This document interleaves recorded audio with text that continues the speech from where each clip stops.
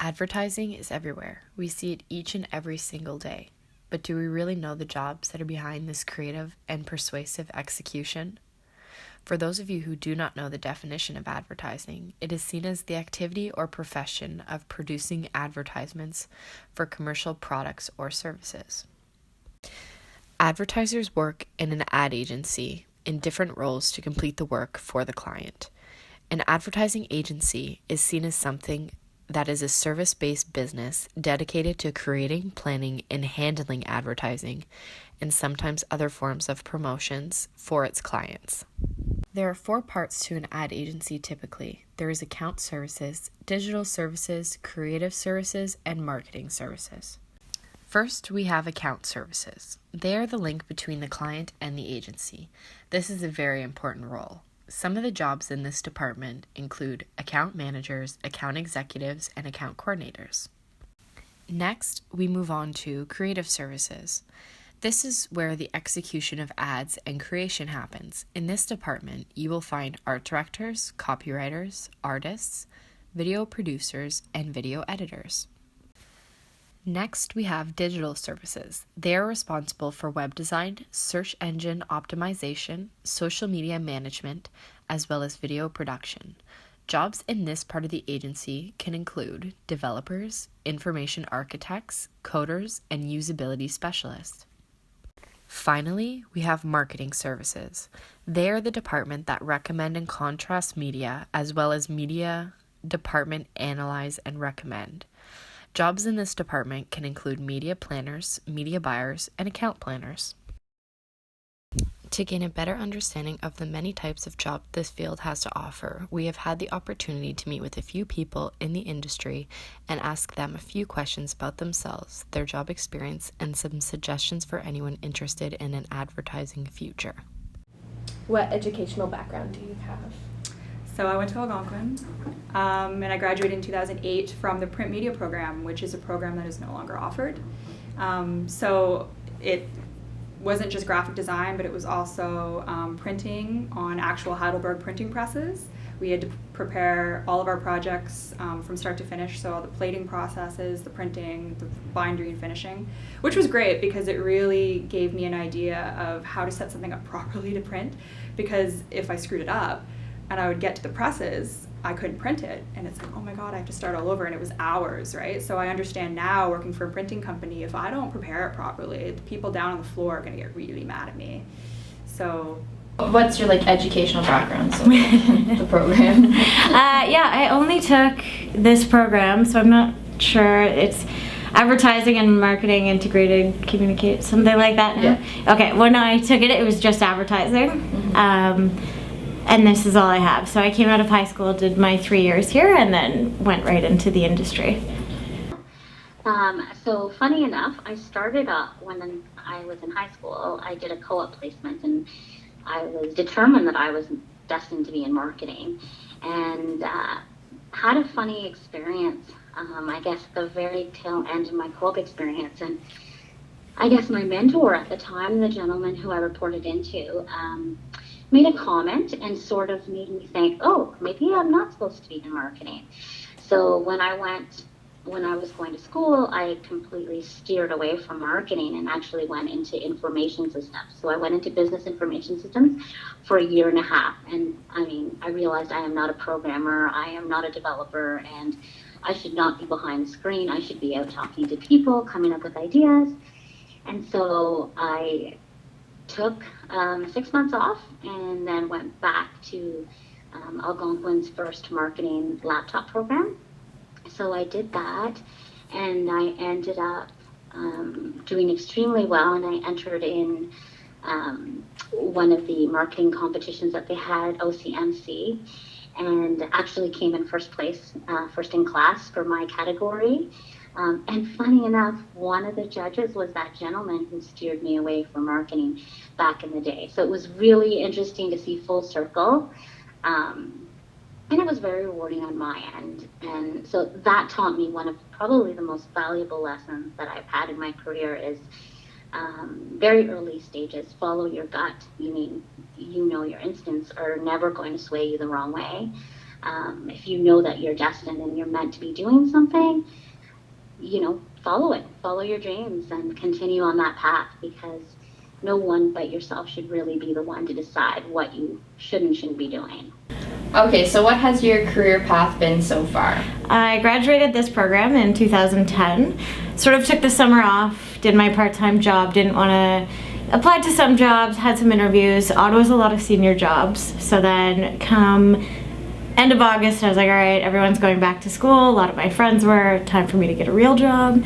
And I started applying in Toronto because they had a lot of junior positions open. I actually got a contact from a previous graduate of the program who was at OMD, and she sent me the HR contact, forwarded my resume, took a whirlwind drive up to Toronto and home in the same day to do an interview, and got the job 2 weeks later. Wow.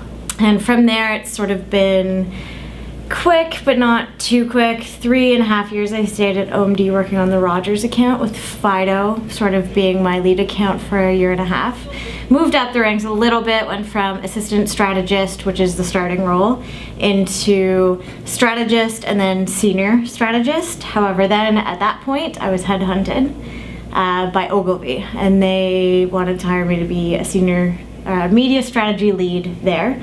In media, there's a lot of titles. They all sound the same. You're either a planner or a strategist, and some of the names are made up. They're not really cohesive. A lot of them are like, okay, we need to make you sound more senior. Senior strategist, that's great. Okay, let's go with that.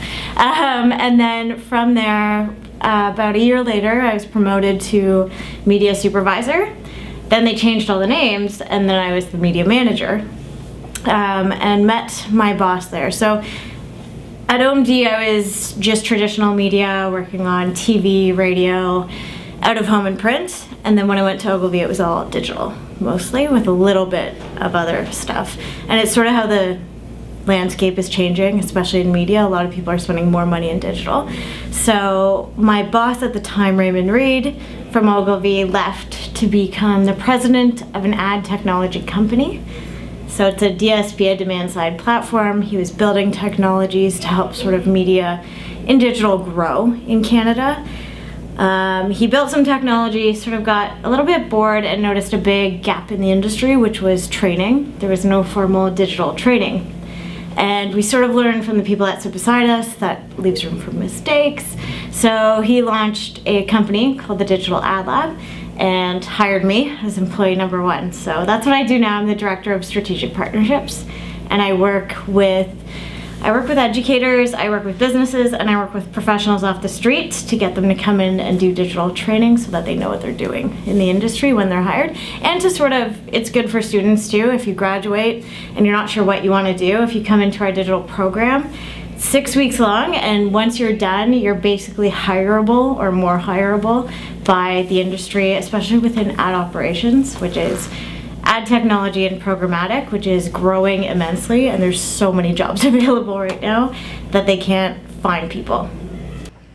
So when I graduated in 2008, which is a long time ago, I was hired as a junior graphic designer in Almont, and I worked there for 1.5 years, and that was basically learning the ropes as a graphic designer, working with clients, real clients, not just fake ones from school. Deadlines, how to work with deadlines.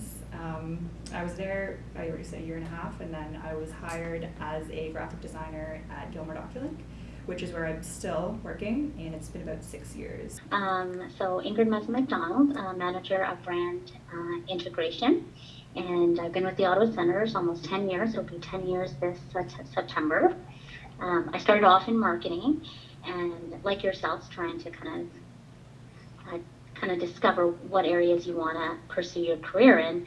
I started off in marketing as a marketing coordinator, and did a little bit of marketing like directly with clients, like client services, but then I also did building marketing, like our food and beverage marketing, our Belson's Flex marketing, and then took a look at how we integrate our brand into different programs and promotions.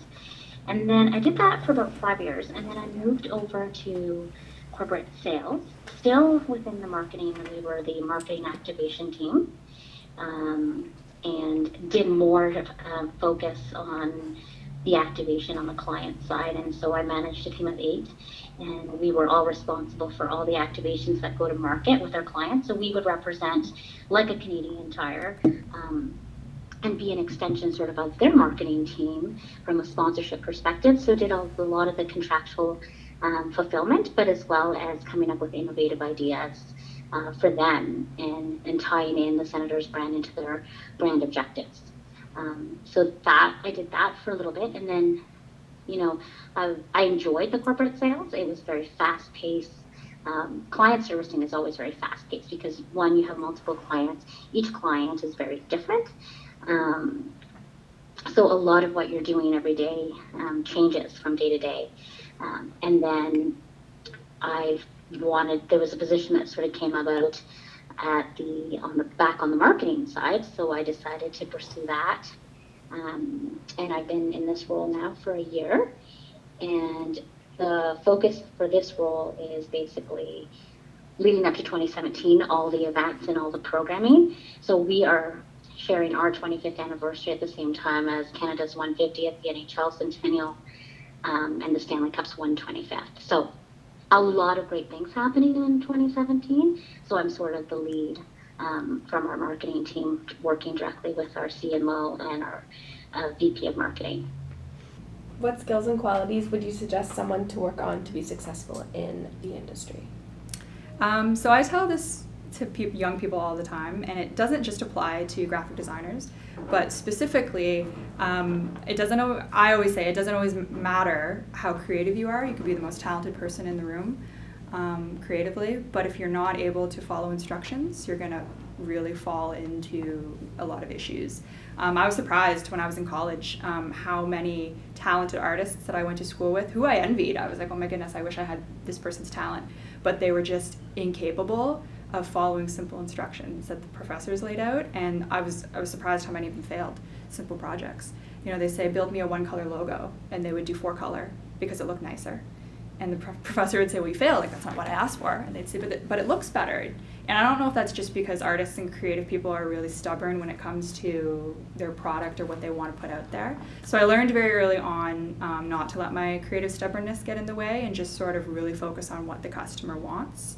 A lot of customers have branding guidelines that you really need to make sure that you fulfill, or even just branding specs when it comes to different vendors, print, online, embroidery, they all have different specs too, so you need to make sure you follow instructions carefully. If you don't do that, then you can get into a lot of trouble, especially if they send it back to you. Say you send something out to a vendor and they're like, well, that's not what we asked for, or that's not good enough, and they send it back, then you start getting charged more, so then the customer gets dinged, and then they get really mad at you. So really try to follow instructions as carefully as you can. That goes for any industry, I think, but especially in mine, for sure. I'd stay within media. The first thing we look at when you're out of school is problem-solving skills. Are you a self-starter? So if I ask you about something, are you going to look it up and figure out how to do it? I like it when people ask me questions, that's great. But are you going to go away and take a guess at it and then come back to me whether or not it's right or wrong? It's more, if you know how to do something, I would do it. And you help out your team and always ask them if they need help. Doing that, I think, sort of helps you build relationships with your team for sure. But it also helps get the work done. And if you can help your boss get out early, they're that much happier for it.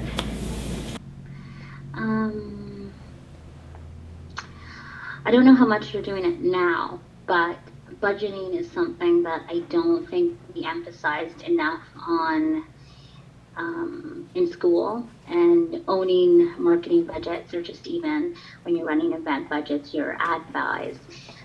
You learn the ad buys, I know, and I don't know how much you've touched upon budgeting, but budgeting is such an important component, and knowing the numbers, I think in marketing and advertising, there's a huge connection to sales, and it's really, really important to know how to manage a budget and integrate your sales and your sponsorship. So I would say that's something that I've taken away from my experience here, and I'll be able to take with me anywhere I go. So budgeting is one thing that I think at a very early stage. Had I known how much I would be focusing on that now, I probably would have just even gone and taken courses just so that I was knowledgeable and didn't have to, come in kind of green at it. But I mean, it takes time, right? Yeah.